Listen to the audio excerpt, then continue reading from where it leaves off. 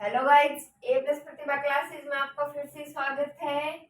और भूल सिसोदिया राजवंश चल रहा था हमारा, महाराणा लाखा की बात कर ली थी। तो महाराणा लाखा हमने पढ़ लिया था। अब बात करते हैं महाराणा मोकल की।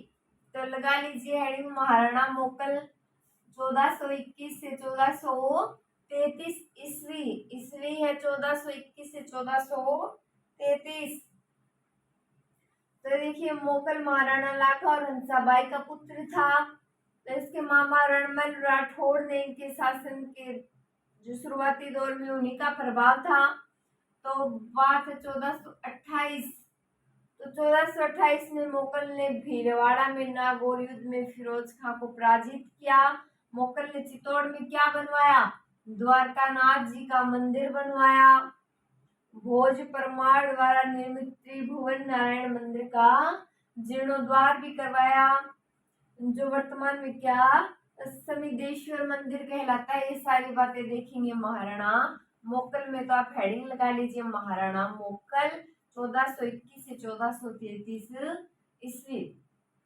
तो सबसे पहले लिखना स्टार्ट कीजिए। मोकल महाराणा लाखा एवं हंसाबाई का पुत्र था। लिखिए, देखिए मोकल किन किन का? महाराणा लाखा एवं, लिखिए महाराणा लाखा एवं हंसाबाई का पुत्र था।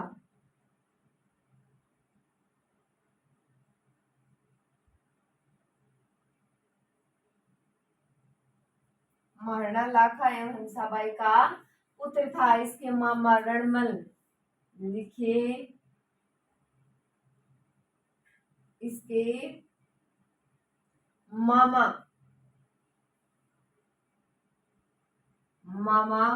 रणमल राठौड़ का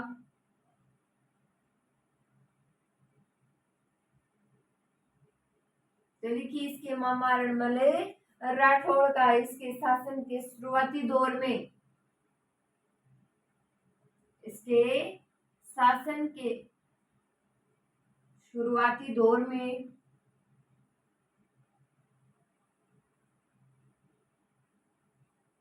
में प्रभाव था। तो देखिए 1428 ईस्वी में मोकल ने रामपुरा भीलवाड़ा में, लिख लीजिए 1428 में बात हो गई है। शासन का 1421 से 33 आगे लिखिए 1428 ईस्वी में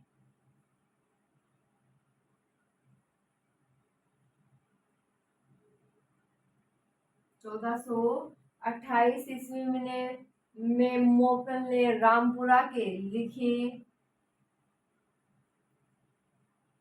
मोकल ने रामपुरा कहाँ है? भीलवाड़ा। रामपुरा भीलवाड़ा लिखिए के युद्ध में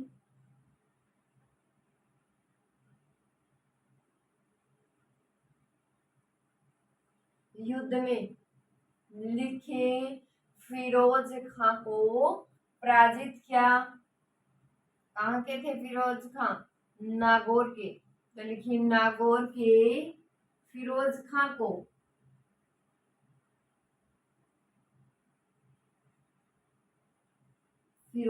को पराजित किया।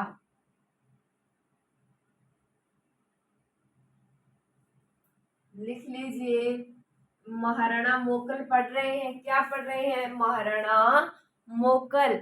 सन की बात की जाए तो 1421 से 1433 ईस्वी। तो मोकल महाराणा लाखा एवं हंसाबाई का पुत्र था। लाखा और हंसाबाई का पुत्र कौन था? मोगल। तो इसके मामा रणमल राठौड़ का इसके शासन के शुरुआती दौर में प्रभाव था। अब देखिए बात 1428 की। तो 1428 ईस्वी में मोकल ने रामपुरा के युद्ध में नागौर के फिरोज खां को पराजित किया। किसको पराजित किया? मुगल ने रामपुरा के युद्ध में नागौर के फिरोज खां को पराजित किया। आगे देखिए,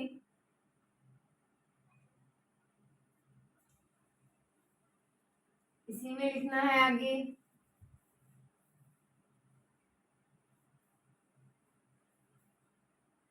महाराणा मोकल में ही देखिए, तो मोकल ने चित्तौड़ में द्वारका नाथ जी का मंदिर बनवाया। लिख लीजिए, मोगल ने चित्तौड़ में द्वारका नाथ जी का मंदिर बनवाया।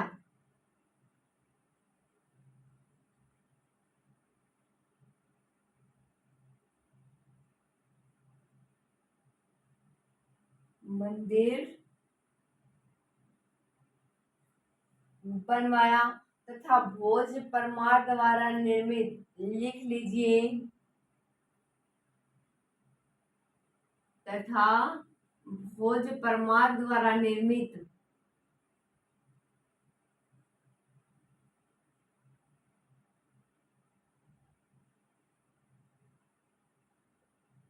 भोज परमार द्वारा निर्मित, लिख लीजिए कौन सा, तो त्रिभुवन नारायण मंदिर।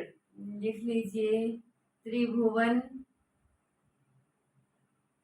नारायण मंदिर।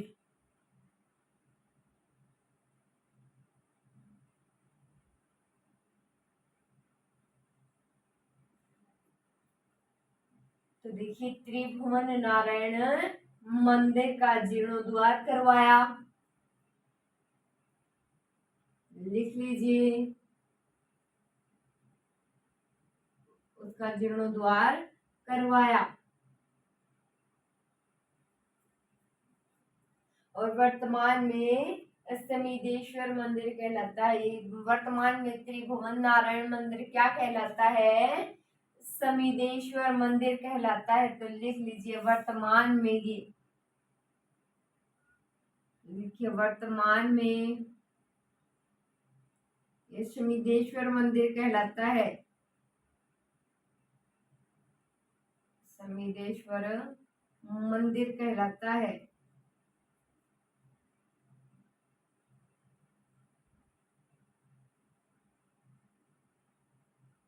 कहलाता है। तो देखिए, महाराणा मोकल में, तो मोकल ने चित्तौड़ में द्वारका नाथ जी का मंदिर बनवाया। कहाँ बनवाया, तो चित्तौड़ में बनवाया। किसका बनवाया, द्वारका नाथ जी का मंदिर बनवाया। किसने, मोकल ने। तो भोज परमार द्वारा निर्मित त्रिभुवन नारायण मंदिर किसके द्वारा निर्मित, भोज द्वारा निर्मित त्रिभुवन नारायण मंदिर, उसका जीर्णोद्धार करवाया। और वर्तमान में ये मंदिर क्या कहलाता है, शमीदेश्वर मंदिर।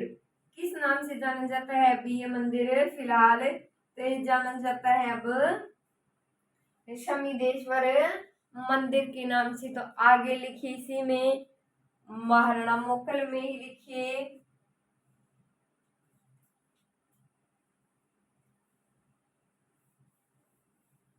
एक बात और नोट कर लीजिए, इसमें लिखिए 1433 ईस्वी में, लिखिए 1433 ईस्वी में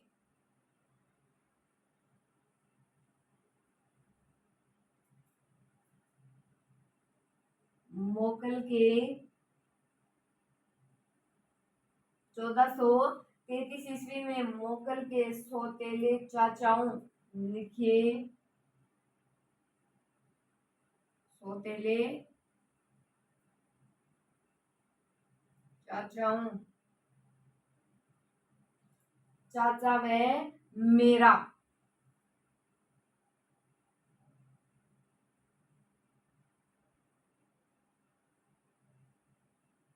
चाचा व मेरा ने मेहपा पवार के साथ मिलकर क्या कर दिया, मुगल की हत्या कर दी। तो लिख लीजिए, मेहता पवार,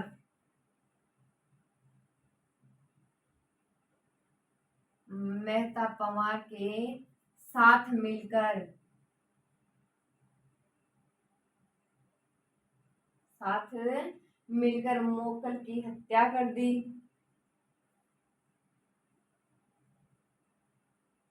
मोकल की हत्या कर दी।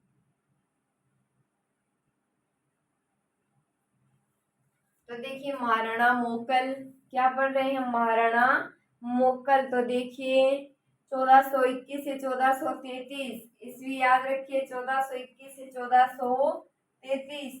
तो 1433 ईस्वी में मोकल के सौतेले चाचा हूँ, कौन चाचा, वे मेरा नाम है चाचा, और मेरा चाचा का नाम क्या है, चाचा और मेरा। तो इन्होंने मेहता पवार के साथ मिलकर मोकल की हत्या कर दी। आगे देखिए,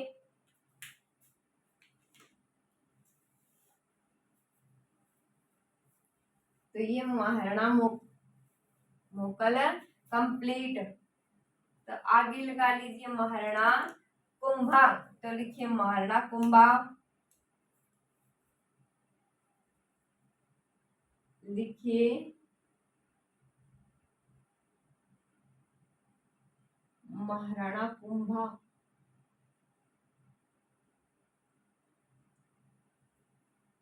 तो शासनकाल की अगर बात करें तो 1433 से 1468 ईस्वी, लिख लीजिए 1433 से 1468 ईस्वी। तो मोकल के बाद उसका जो पुत्र है वो महाराणा कुंभा 10 वर्ष की आयु में 1433 ईस्वी में मेवाड़ का शासक बना। तो ये इन्होंने अपनी सूझबूझ, अपनी योग्यता से मेवाड़ की आंतरिक शक्ति को भी सुदृढ़ किया। तो कुंभा ने हंसाबाई की जो दासी थी भारमली, तो भारमली द्वारा जहर देकर मारवाड़ के रणमल राठौड़ की हत्या करवा दी। लिखिए, तो ये सारी बातें इसमें देखेंगे महाराणा कुंभा ने, और इन्होंने क्या किया। तो देखिए मोगल के बाद उसका पुत्र, लिखिए मोगल के बाद, मोगल के बाद उसका पुत्र, मोगल के बाद उसका पुत्र महाराणा कुंभा,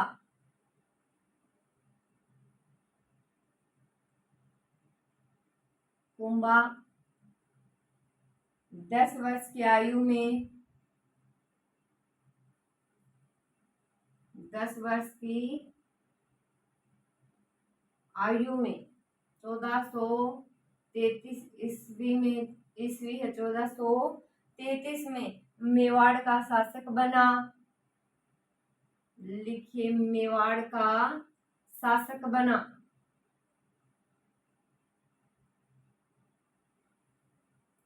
शासक बना तो कुंभा ने अपनी सूझबूझ एवं योग्यता से, लिखिए कुंभा ने अपनी सूझबूझ, अपनी सूझबूझ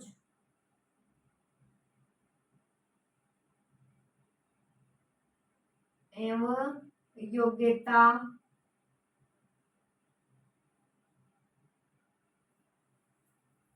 तो अपनी सूझबूझ और योग्यता से मेवाड़ की आंतरिक शक्ति को सुदृढ़ बनाया, यानी कि मजबूत बनाया। तो लिख लीजिए मेवाड़ की योग्यता से मेवाड़ की आंतरिक शक्ति को,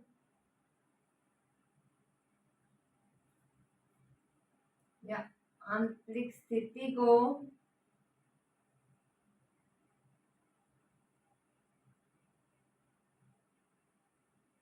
सुदृढ़ बनाया। नोट कीजिए महाराणा कुंभा ने, तो कुंभा ने जो हंसाबाई की दासी भारमली द्वारा जहर देकर मारवाड़ के रणमल राठौड़ की हत्या करवा दी, और राठौड़ों का प्रभाव समाप्त कर अपने सामंतों का विश्वास जीत लिया, अर्जित कर लिया। तो रणमल का पुत्र जोधा चाणक्य खिड़कियों के कहने पर तुरंत जान बचाकर कहाँ चला गया, मंडोर चला गया। और बाद में हंसाबाई ने रणमल के पुत्र राव जोधा और कुंभा के बीच कौन सी संधि की थी, आवल बावल की संधि कर और मेवाड़ मारवाड़ सीमा का भी निर्धारण कर लिया। तो देखिए बात, तो सबसे पहले आप ये लिखिए महाराणा कुंभा। तो कुंभा में देखिए मोगल के बाद उसका पुत्र महाराणा कुंभा कितने वर्ष की आयु में, 10 वर्ष की आयु में 1433 ईस्वी में मेवाड़ का शासक बना। तो कुंभा ने अपनी सूझबूझ एवं योग्यता से मेवाड़ की आंतरिक स्थिति को क्या बनाया, सुदृढ़ बनाया। किसने बनाया, महाराणा कुंभा ने। तो आगे लिख लीजिए कुंभा में, इतनी बात नोट कर ली, आगे लिखिए।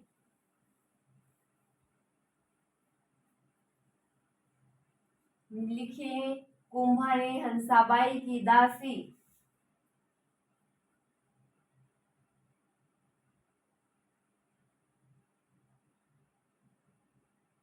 कुंभा ने हंसाबाई की दासी, हंसाबाई की दासी भारमली द्वारा,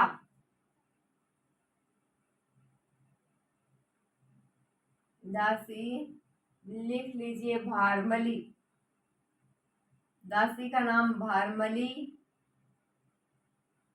तो भारमली द्वारा जहर देकर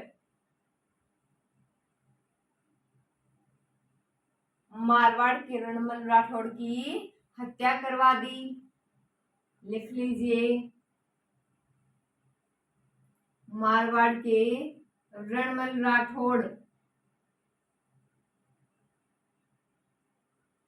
राठौड़ की हत्या करवा दी। हत्या करवा दी एवं राठौड़ों का प्रभाव समाप्त कर अपने सामंतों का विश्वास अर्जित कर लिया। लिख लीजिए एवं राठौड़ों का प्रभाव समाप्त कर, राठौड़ों का प्रभाव समाप्त कर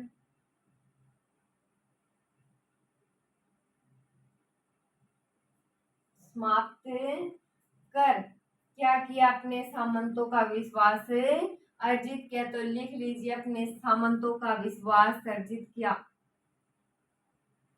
अपने सामंतों का विश्वास अर्जित किया।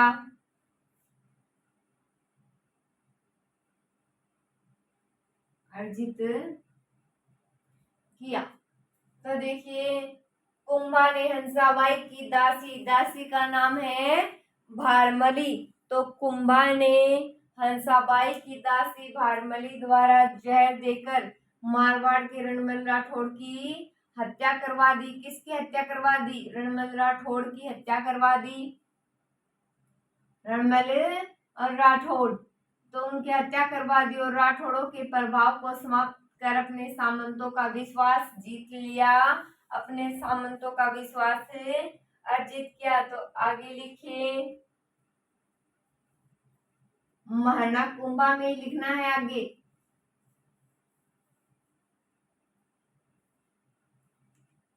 तो लिखिए रणमल का पुत्र जोधा, लिखिए रणमल का पुत्र,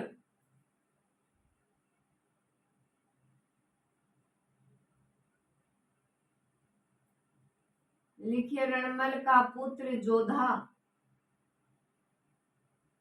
रणमल का पुत्र जोधा चानन खिड़कियों के कहने पर, नाम है ये चानन खिड़कियों, चानन खिड़कियां,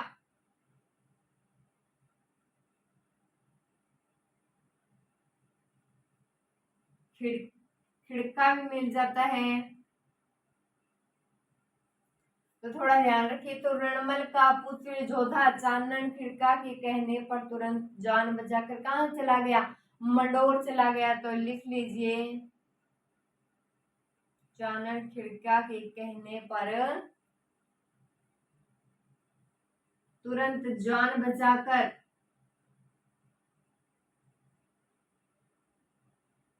तुरंत जान बचाकर कहाँ चला गया, मंडोर चला गया।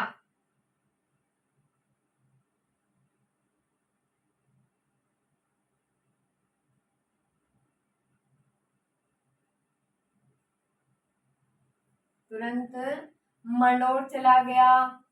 उसके बाद तो हंसाबाई ने रणमल के पुत्र राव जोधा और कुंभा के बीच अवल बावल की संधि करवाई। तो लिख लीजिए हंसाबाई ने रणमल के पुत्र लिखे। तत्पश्चात लिख लीजिए, इसके बाद लिखिए तत्पश्चात हंसाबाई ने रणमल के पुत्र हंसाबाई ने रणमल के पुत्र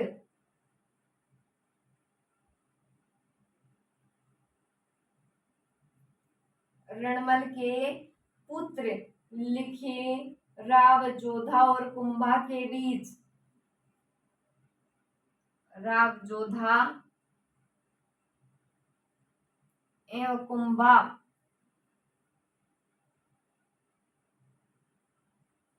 कुंभा के बीच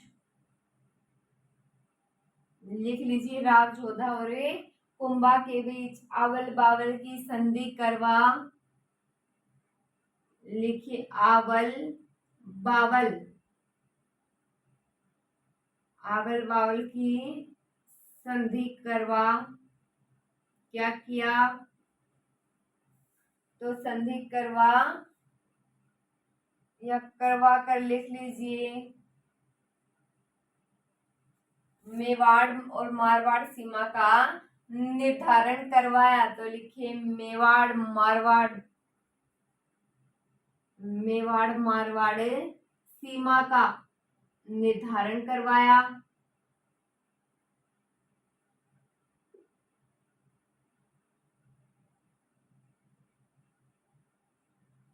निर्धारण करवाए थे। संधि के तहत अरावली पर्वतमाला के पश्चिम किनारे पर आवल झुबिया या आवले झाबुई की झाड़ियों वाले क्षेत्र में मेवाड़ और बावली यानी बावल देसी बबूल वाले क्षेत्र को क्या माना गया? तो उस क्षेत्र को माना गया मारवाड़। तो देखिए महाराणा कुंभा पढ़ रहे हैं, तो इसमें देखिए रणमल का पुत्र जोधा चानन खिड़किया के कहने पर तुरंत कहाँ चला गया? जान बचाकर चला गया मंडोर।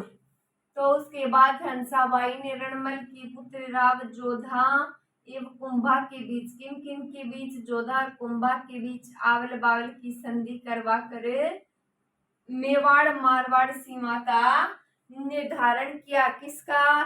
मेवाड़ और मारवाड़ सीमा का निर्धारण किया। तो आगे देखिए इसमें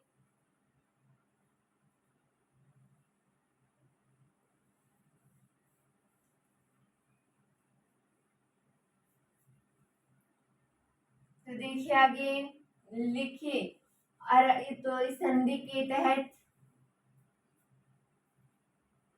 लिखिए इस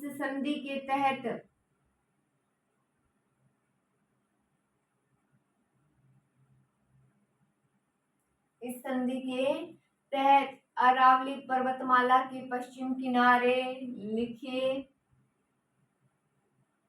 अरावली पर्वतमाला के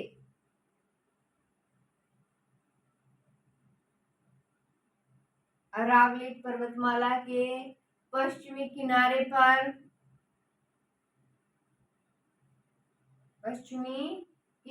पर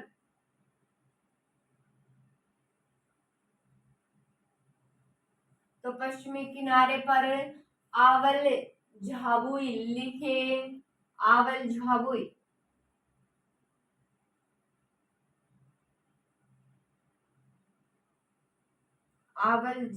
की झाड़ियों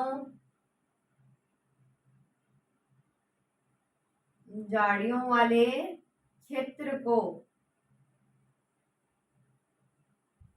मेवाड़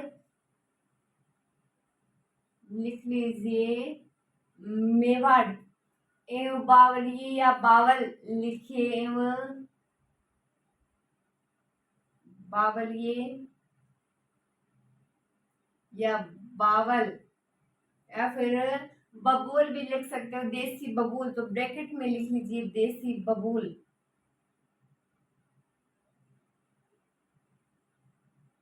वाले क्षेत्र को मेवाड़ हो गया तो क्या माना गया? दूसरा मारवाड़। तो लिख लीजिए क्षेत्र को मारवाड़ में माना गया। मारवाड़ में माना गया। तो देखिए संधि के तहत अरावली पर्वतमाला के पश्चिमी किनारे पर आवल झाबुई झाड़ियों वाले क्षेत्र को क्या माना गया? मेवाड़। आवल झाबुई की झाड़ियां हैं वो क्षेत्र को तो माना गया मेवाड़। और बावली यानी कि देसी बबूल है जिस क्षेत्र में, उस क्षेत्र को क्या माना गया? वहां पर मारवाड़ माना गया। तो हो गया सीमा निर्धारण मेवाड़ मारवाड़। तो देखिए इसके आगे की बात देखते हैं। तो महाराणा कुंभा ने 1437 ईस्वी में, कब? 1437 ईस्वी की बात है। तो मालवा के शासक महमूद खिलजी के विरुद्ध सारंगपुर युद्ध में विजय उपलक्ष्य में चित्तौड़गढ़ में क्या किसका निर्माण करवाया? कीर्ति स्तंभ का निर्माण करवाया। तो ये बात नोट करेंगे। लिखिए महाराणा कुंभा में लिखनी है। लिखिए महाराणा कुंभा ने 1437 ईस्वी में, लिखिए कुंभा ने 1437 ईस्वी में, 1437 ईस्वी में मालवा के शासक महमूद खिलजी के विरुद्ध, लिखिए मालवा के शासक, मालवा के शासक महमूद खिलजी के विरुद्ध, महमूद किसके? महमूद खिलजी के विरुद्ध, लिख लीजिए महमूद खिलजी के विरुद्ध, महमूद खिलजी के विरुद्ध सारंगपुर युद्ध में, लिखिए सारंगपुर युद्ध में, युद्ध में विजय के उपलक्ष्य में, विजय के उपलक्ष्य में,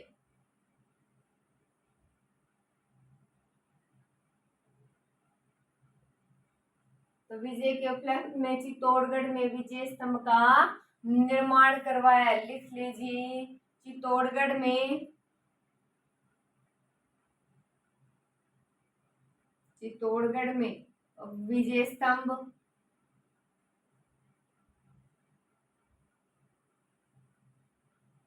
कीर्ति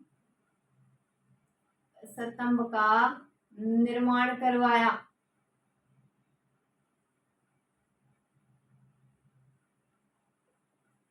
निर्माण करवाया। तो देखिए महाराणा कुंभा ने 1437 ईस्वी में मालवा के शासक, कौन?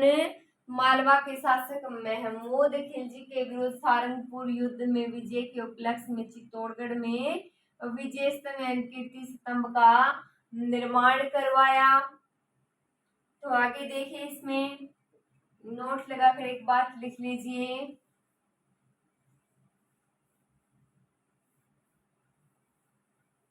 इंपॉर्टेंट है वो नोट लगाकर लिख लीजिए।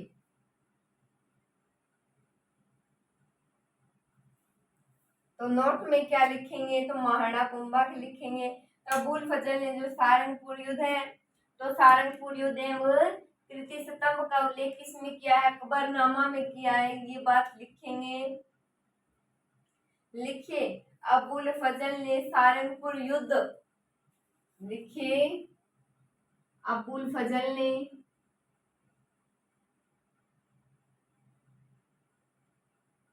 अबुल फजल ने सारंगपुर युद्ध एवं, लिखिए सारंगपुर युद्ध एवं कीर्ति स्तंभ का उल्लेख,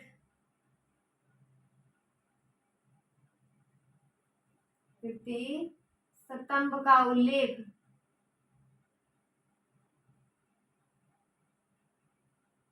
कीर्ति स्तंभ का उल्लेख अकबरनामा में भी किया है। लिखिए अकबरनामा में भी किया है। अकबरनामा में भी किया है तो बाबर ने अपनी आत्मकथा तुजू के बाबरी में भी यानी बाबरनामा में भी महाराणा कुंभा का उल्लेख किया है। लिख लीजिए, बाबर ने अपनी आत्मकथा, बाबर ने अपनी आत्मकथा, अपनी आत्मकथा तुजू के बाबरी, लिख लीजिए तुजू के बाबरी, बाबरी अकबरनामा या बाबरनामा, सॉरी बाबर का तो बाबरनामा, बाबरनामा में भी किया है।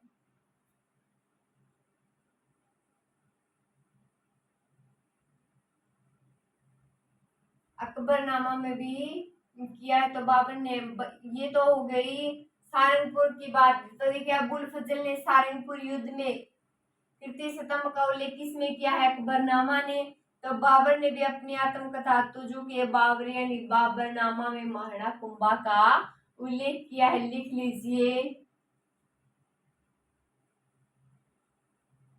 महाराणा कुंभा, महाराणा कुंभा का उल्लेख किया है।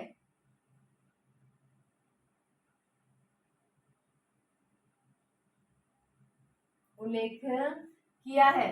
तो देखिए अबुल फजल ने सारंगपुर युद्ध में कीर्ति स्तंभ का उल्लेख अकबरनामा में भी किया है। किसमें किया है?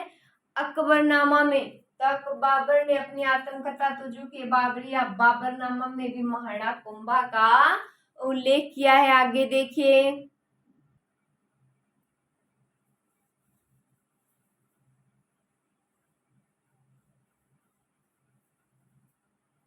तो देखिए आगे,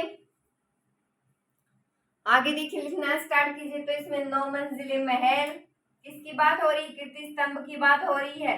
लिख लीजिए, 9 मंजिले महल 122 फीट ऊंचे स्तंभ और भारतीय मूर्तिकला का विश्वकोश कहा जाता है। तो भगवान विष्णु की मूर्ति है, ऊंची मूर्ति होने के कारण विष्णु ध्वज भी कहते हैं। सारी बातें नोट करेंगे। तो लिखिए, इस 9 मंजिले कीर्ति स्तंभ की बात हो रही है। लिखिए, इस 9 मंजिले, ऐसे 9 मंजिले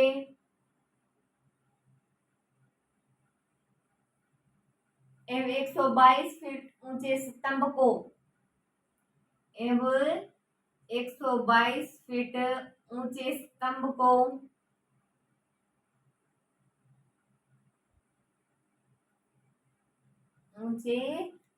को भारतीय मूर्तिकला का विश्वकोश कहते हैं। तो लिख लीजिए, भारतीय मूर्तिकला का, भारतीय मूर्तिकला का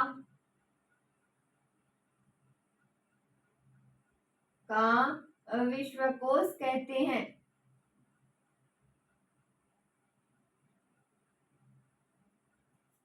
विश्वकोश कहते हैं। मुख्य द्वार पर भगवान विष्णु की मूर्ति होने के कारण, लिख लीजिए, मुख्य द्वार पर,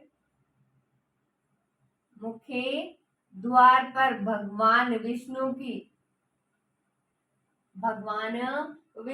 मूर्ति होने के कारण, भगवान विष्णु की मूर्ति होने के कारण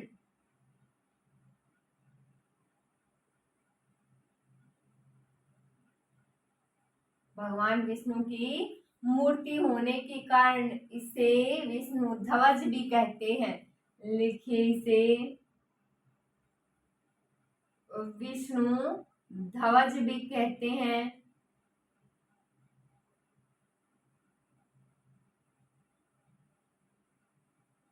विष्णु ध्वज भी कहते हैं। तो इसमें हिंदू देवी देवताओं और अवतारों की सजीव कलात्मक मूर्तियां उत्कीर्ण की गई हैं और इसे पौराणिक हिंदू मूर्तिकला का खजाना भी कहते हैं। तो लिख लीजिए, हिंदू देवी देवताओं एवं, लिखिए इसमें हिंदू, या फिर सीधा लिख लीजिए हिंदू देवी देवताओं, हिंदू देवी देवताओं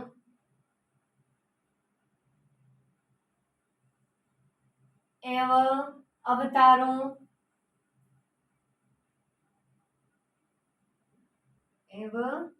अवतारों की सजीव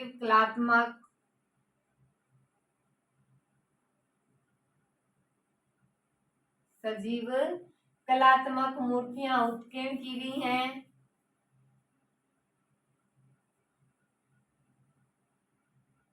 मूर्तियां उत्कीर्ण की गई हैं।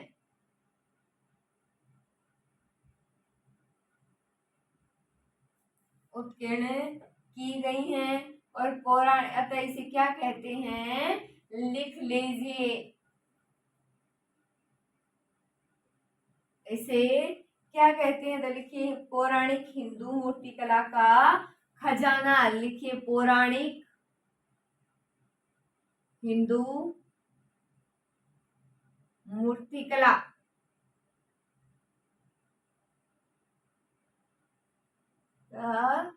खजाना भी कहते हैं।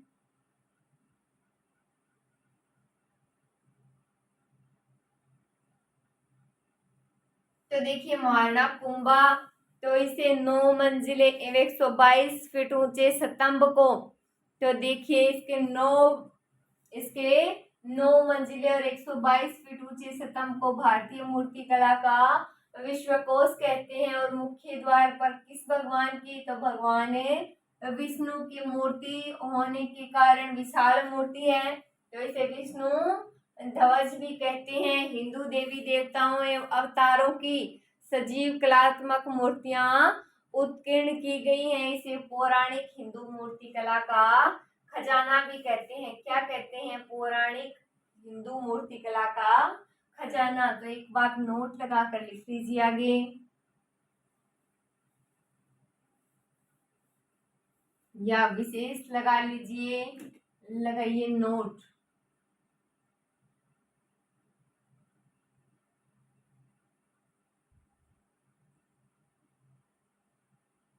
तो देखिए नोट में क्या लिखना है, विजय स्तंभ का जो निर्माण है उसका प्रधान शिल्पी जेता और उसके 3 पुत्रों नापा, पोमा और पुंजा की देखरेख में हुआ। तो डॉक्टर गोपीनाथ शर्मा के क्या मत है, सारे देखेंगे। तो लिखिए सबसे पहले लिखिए विजय स्तंभ का निर्माण,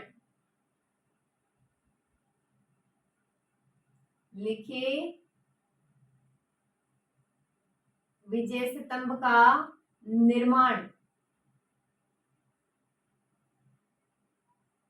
विजय स्तंभ का निर्माण प्रधान शिल्पी जेता, लिखिए प्रधान शिल्पी जेता, प्रधान शिल्पी कौन, जेता व उसके 3 पुत्रों एवं उसके 3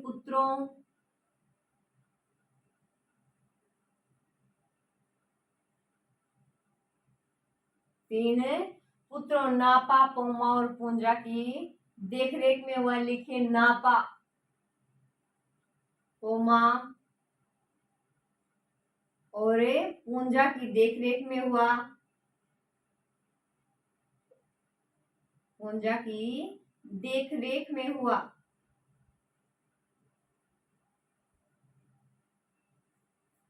तो विजय स्तंभ का निर्माण प्रधान शिल्पी जेता एवं उसके 3 पुत्रों नापा, पोमा और पुंजा की देखरेख में हुआ। किन की देखरेख में हुआ, जेता और उसके 3 पुत्रों नापा, पोमा और पुंजा की देखरेख में हुआ। आगे लिखिए डॉक्टर गोपीनाथ शर्मा ने, लिख लीजिए इसमें आगे लिखिए, इतनी बात नोट कर ली। अब आगे लिखिए, तो लिखिए डॉक्टर गोपीनाथ शर्मा ने इसे, डॉक्टर गोपीनाथ शर्मा ने लिखे डॉक्टर गोपीनाथ शर्मा ने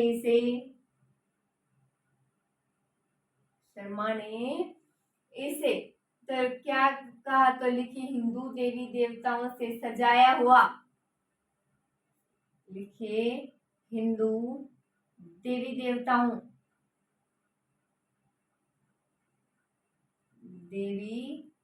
देवताओं से सजाया हुआ एक व्यवस्थित संग्रहालय। सजाया हुआ एक व्यवस्थित संग्रहालय।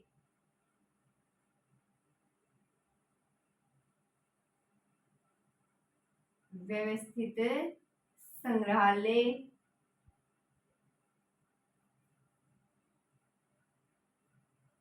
तथा गौरी शंकर, या फिर आगे लिख लीजिए, ये इतना लिख लीजिए, कहा।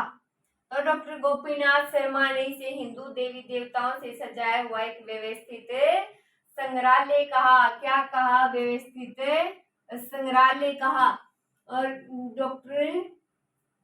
डॉक्टर के अनुसार तो हो गया, गोपीनाथ शर्मा के अनुसार तो अब लिख लीजिए हीराचंद ओझा। तो लिखिए गौरी शंकर हीराचंद ओझा ने। लिखिए गौरी शंकर हीराचंद ओझा।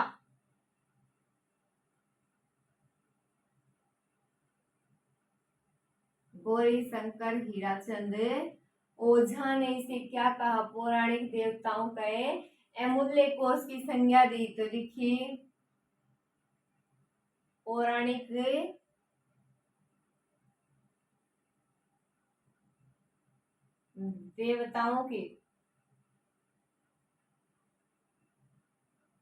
देवताओं के अमूल्य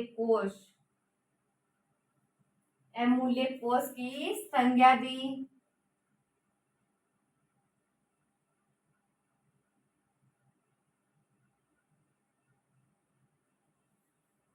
तो देखिए डॉक्टर गोपीनाथ शर्मा ने इसे हिंदू देवी देवताओं से सजाया हुआ एक व्यवस्थित संग्रहालय की संज्ञा दी। व्यवस्थित संग्रहालय कहा। तो हीराचंद ओझा ने पौराणिक देवताओं के अमूल्य कोष की संज्ञा दी। क्या कहा, गौरी शंकर हीराचंद ओझा ने कहा पौराणिक देवताओं का अमूल्य कोष है। पौराणिक देवताओं का अमूल्य कोष बताया। आगे देखिए, नोट में लिखना है आगे।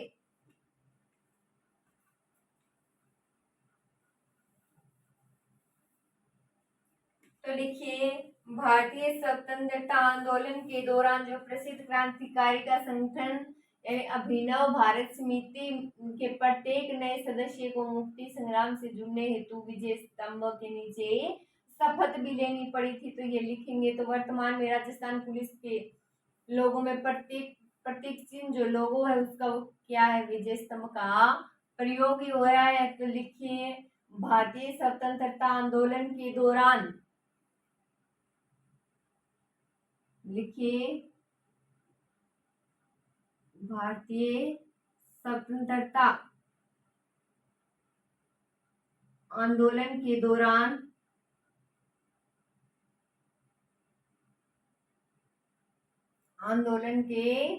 दौरान प्रसिद्ध क्रांतिकारी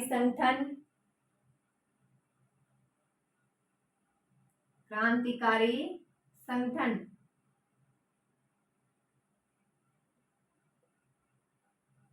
कौन सा, अभिनव भारत समिति। तो लिख लीजिए अभिनव भारत समिति। अभिनव भारत समिति के प्रत्येक नए सदस्य को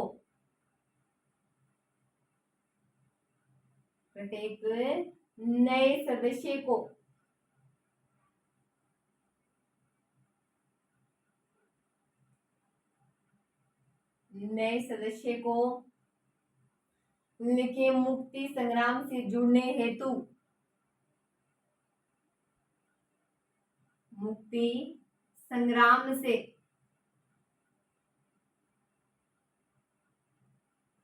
जुड़ने हेतु क्या करना पड़ा? तो विजय स्तंभ के नीचे शपथ लेनी पड़ती थी। लिखिए, विजय स्तंभ के नीचे शपथ लेनी पड़ती थी। शपथ लेनी पड़ती थी। रिवाइज कीजिए एक बार इस बात को। तो देखिए, भारतीय स्वतंत्रता आंदोलन के प्रसिद्ध क्रांतिकारी संगठन कौन सा संगठन है? अभिनव भारत समिति। तो अभिनव भारत समिति के प्रत्येक नए सदस्य को मुक्ति संग्राम से जुड़ने हेतु विजय स्तंभ के नीचे क्या लेनी पड़ती थी? विजय स्तंभ के नीचे इनको शपथ लेनी पड़ती थी। तो आगे नोट कीजिए।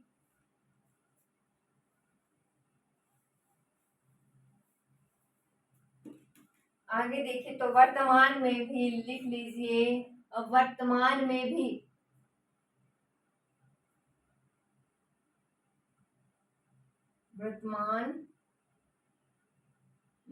भी राजस्थान पुलिस के, लिखिए, राजस्थान पुलिस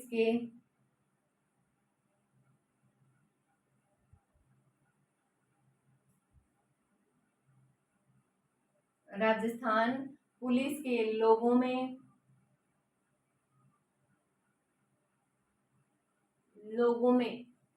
प्रतीक चिन्ह के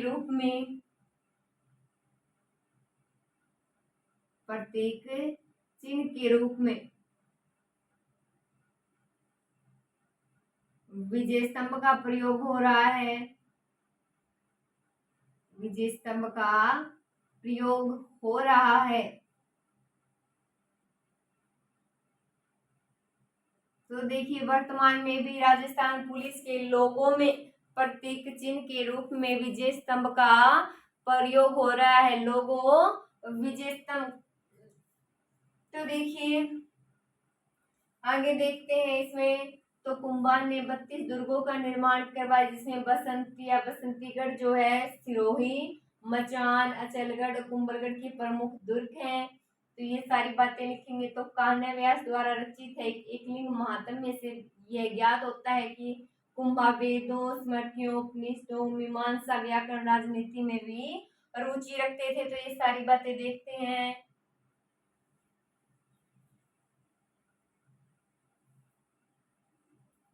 देखिए, कुंभा ने 32 दुर्गों का निर्माण करवाया था। लिखिए, कुंभा ने 32 दुर्गों का निर्माण करवाया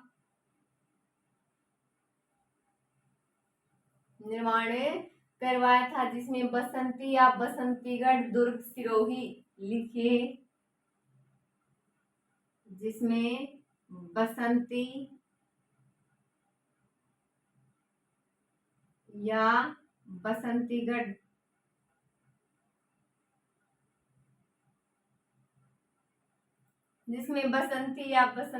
दुर्ग, सिरोही, मचान दुर्ग,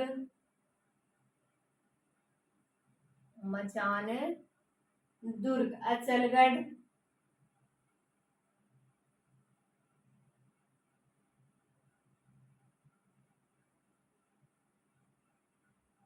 आप लिख लीजिए ब्रेक में। तो कुंभलगढ़ दुर्ग प्रमुख हैं। लिखिए, कुंभलगढ़ दुर्ग प्रमुख हैं। तो ये दुर्ग प्रमुख हैं। तो देखिए, कुंभा ने 32 दुर्गों का निर्माण करवाया। कितने दुर्गों का? तो कुंभा ने 32 दुर्गों का निर्माण करवाया था, जिसमें बसंती या बसंतीगढ़ दुर्ग, सिरोही, मचान, अचलगढ़ और कुंभलगढ़ दुर्ग प्रमुख है। नोट कर लिया। आगे लिखिए।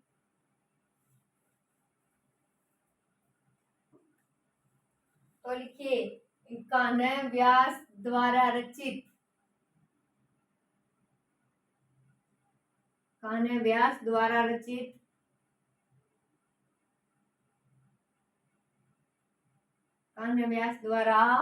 रचित एकलिंग महात्म्य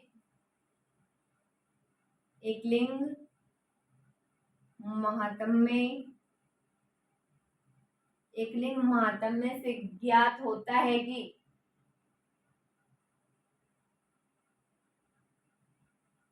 क्या ज्ञात होता है, देखिए कि कुंभा वेदों, लिखिए कुंभा वेदों, स्मृतियों, उपनिषदों, उपनिषदों, मीमांसा, व्याकरण एवं राजनीति में, मीमांसा,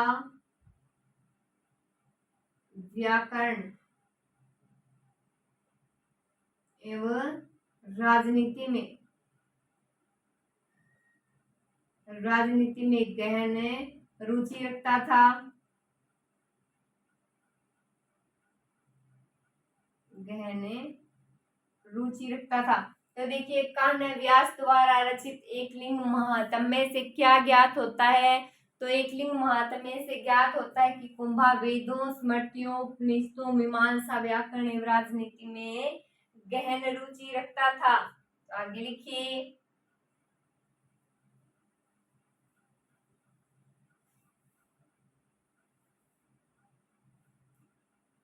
लिखिए कुंभा ने संगीत राज,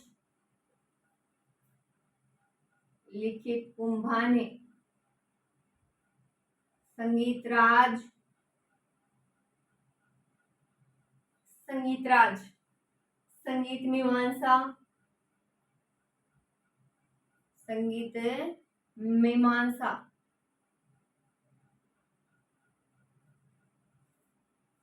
रसिक प्रिया, लिखिए रसिक प्रिया, सूड प्रबंध,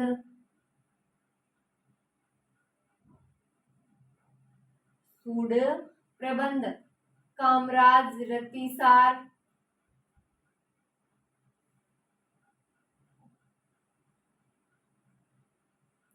कामराज रतिसार नामक ग्रंथों की रचना की, ग्रंथों की रचना की। तो देखिए कुंभा ने संगीत राज, काव्य संगीत मीमांसा, रसिक प्रिया, सूड प्रबंध, कामराज सतीराज सतीसा नामक ग्रंथों की रचना की। तो देखिए कुंभा ने संगीत राज, संगीत मीमांसा, रसिक प्रिया, सूड प्रबंध, कामराज रतिसार नामक ग्रंथों की रचना की थी। आगे लिखिए इसमें,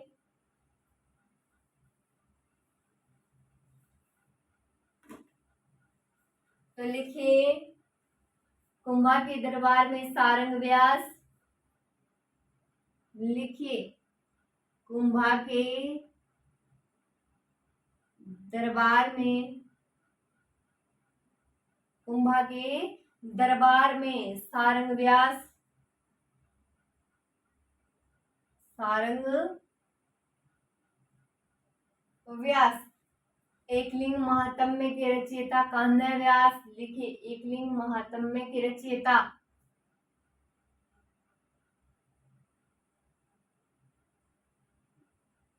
एकलिंग महात्म्य के रचयिता, रचयिता कान्ह व्यास। तो लिख लीजिए कान्ह व्यास। अत्रि भट्ट, अत्रि भट्ट, कृति स्तंभ प्रशस्ति के रचयिता महेश भट्ट, लिखिए कृति स्तंभ प्रशस्ति के रचयिता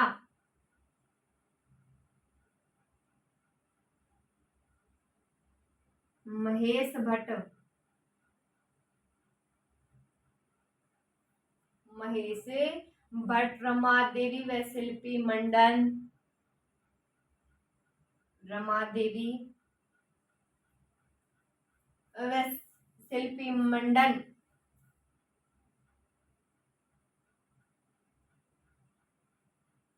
आदि विद्वान थे,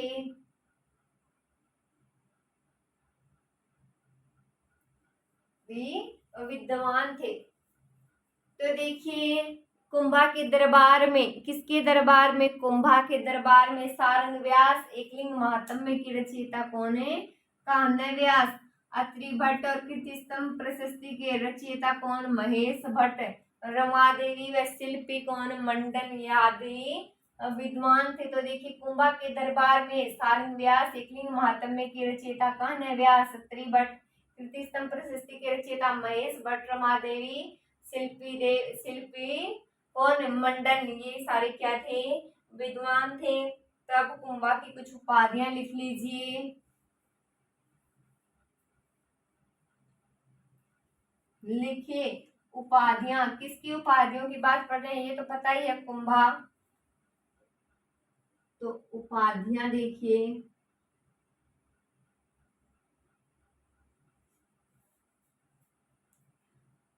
तो देखिए पहली उपाधि लिखिए अभिनव भट्टाचार्य। उपाधियों में लिखिए अभिनव भट्टाचार्य।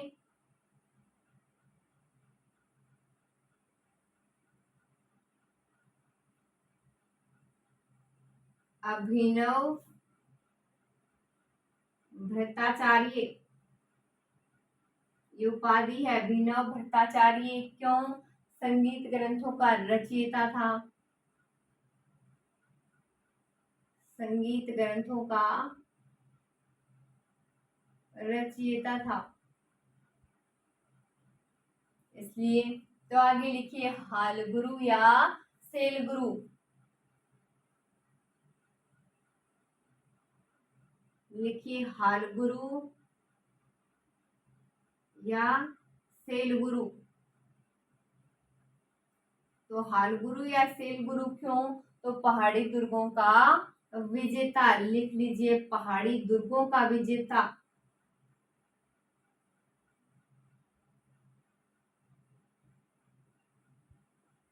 पहाड़ी दुर्गों का विजेता। आगे लिखिए दान गुरु, क्योंकि दानी शासक था। लिखिए दान गुरु। क्यों? दानी शासक था।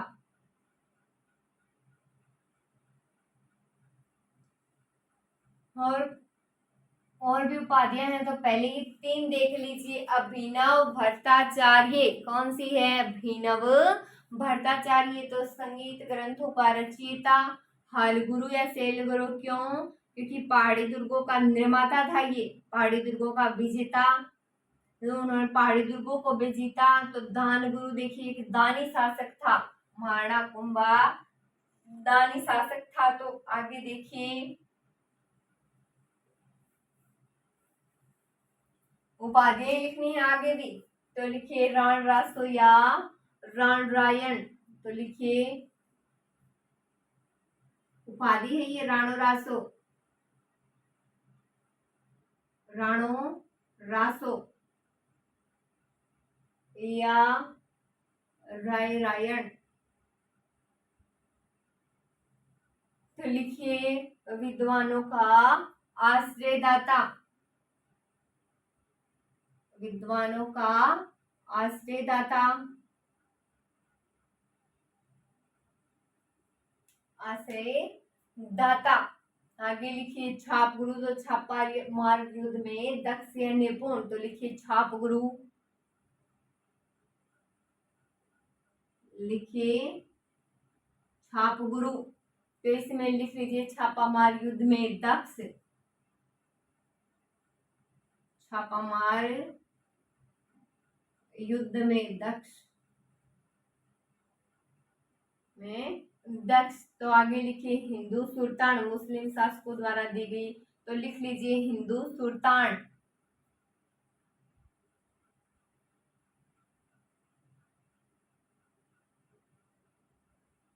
हिंदू सुल्तान तो मुस्लिम शासकों द्वारा दी गई। लिख लीजिए मुस्लिम शासकों द्वारा दी गई।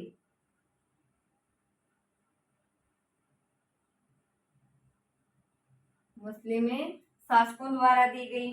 तो आगे लिख लीजिए हिंदू सुल्तान हो गया। अब लिख लीजिए नरपति यानी मानवों में श्रेष्ठ। तो लिखिए नरपति क्यों, तो मानवों में श्रेष्ठ। ये याद नहीं रखने आपको, ये तो सिर्फ याद करने के लिए है। तो राण रासो, छाप गुरु, हिंदू सुल्तान और नरपति महाराणा कुंभा की उपाधियां हैं। राण रासो राय रायण विद्वानों का आश्रयदाता होने के कारण, छाप गुरु छापामार युद्ध में दक्ष होने के कारण, हिंदू सुल्तान मुस्लिम शासकों द्वारा दी गई, और नरपति यानी मानवों में श्रेष्ठ। तो आगे लिखिए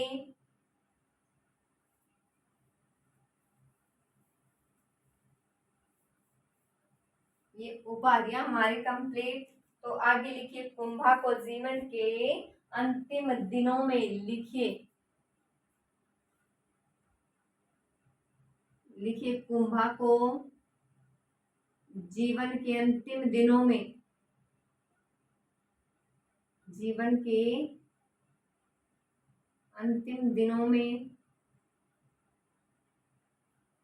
अंतिम दिनों में उन्माद रोग हो गया था। उन्माद रोग हो गया था। कौन सा रोग है, उन्माद रोग हो गया था। तो ऐसी स्थिति में उसके पुत्र उदयन ने 1468 में मामादेव के किनारे उसकी हत्या कर दी। तो लिख लीजिए ऐसी स्थिति में उसके पुत्र, ऐसी स्थिति में उसके पुत्र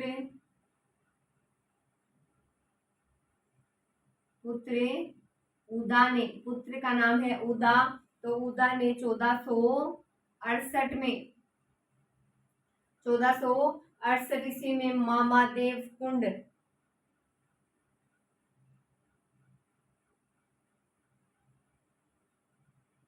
मामादेव कुंड कुंभलगढ़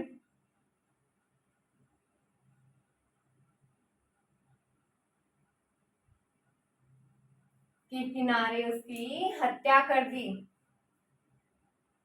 के किनारे उसकी हत्या कर दी।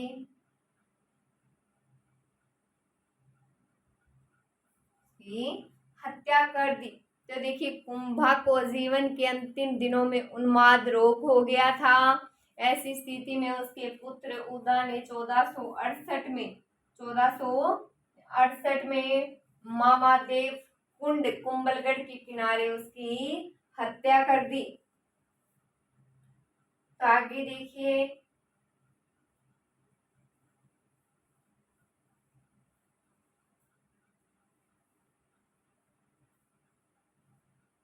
इसमें एक बात नोट लगा कर लिखिए,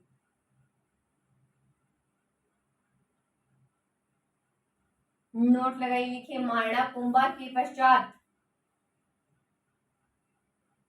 लिखिए महाराणा कुंभा के पश्चात,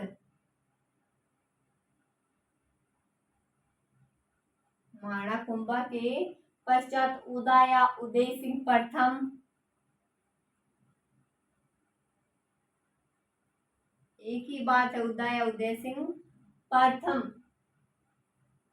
1468 से 1473 लिख लीजिए। 73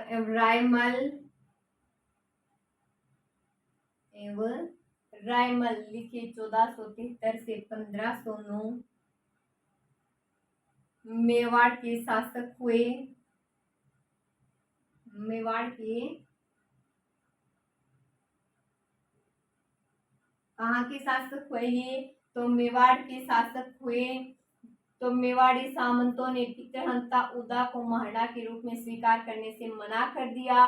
तो उसका परिणाम क्या हुआ कि कुंभा के छोटे पुत्र रायमल एवं उदा के मध्य जावर के निकट दड़ेमपुर का युद्ध हुआ। तो इस युद्ध में पराजित होकर उदा और उसके पुत्र मांडू कहाँ पर है, मालवा मध्य प्रदेश की सुल्तान की शरण में चले गए और वहां पर बिजली गिरने से उदा की मृत्यु हो गई। तो लिखिए महाराणा कुंभा के पश्चात, उसके बाद आगे देखेंगे।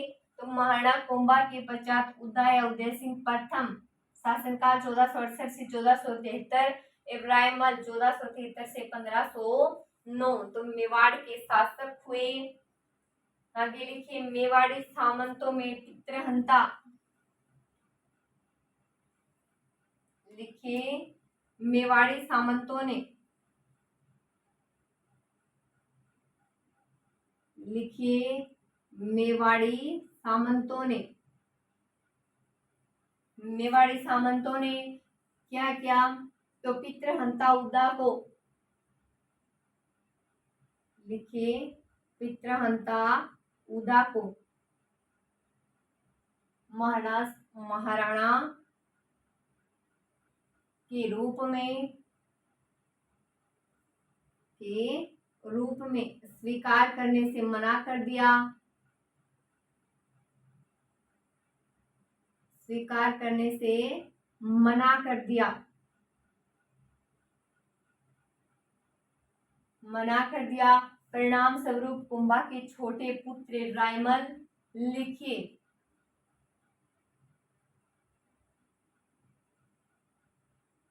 तो इसका परिणाम ये हुआ कि परिणाम स्वरूप कुंभा के छोटे पुत्र रायमल, कुंभा के छोटे पुत्र रायमल एवं उदा के मध्य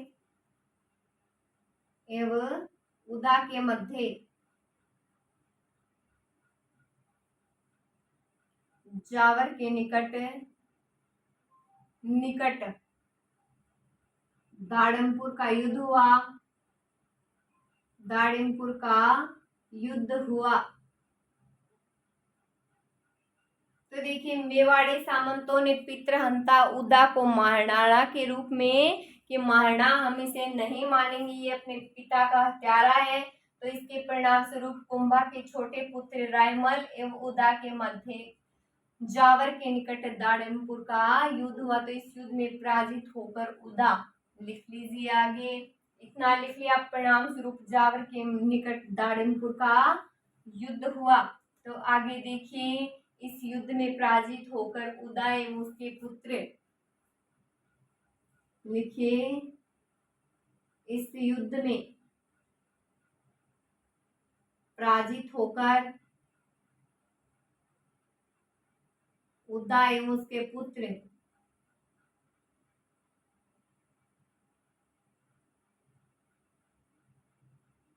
मांडू के सुल्तान, मांडू लिख लीजिए, मांडू मध्य प्रदेश, मांडू मध्य प्रदेश। तो मांडू के सुल्तान की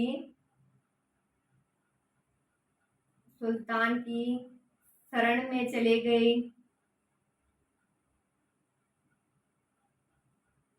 गए, जहां पर बिजली गिरने से उदा की मृत्यु हो गई। लिख लीजिए जहां पर बिजली गिरने से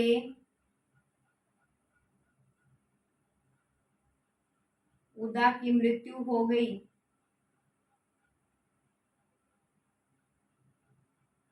उदा की मृत्यु हो गई। तो देखिए इस युद्ध में पराजित होकर, किस युद्ध में पराजित होकर, दाड़मपुर के युद्ध में पराजित होकर उदा एवं उसके पुत्र मांडू मालवा मध्य प्रदेश सुल्तान की शरण में चले गए। कहाँ के शासक, मालवा मध्य प्रदेश, मांडू के शासक। तो वहां पर बिजली गिरने से उदा की मृत्यु हो गई। ये हमारा महाराणा कुंभा कंप्लीट। आगे पढ़ेंगे महाराणा रायमल। आगे क्या पढ़ना है हमें, महाराणा रायमल 1473 से 1509 ईस्वी। तो आगे बात करेंगे। आज के लिए इतना ही। Thank you so much.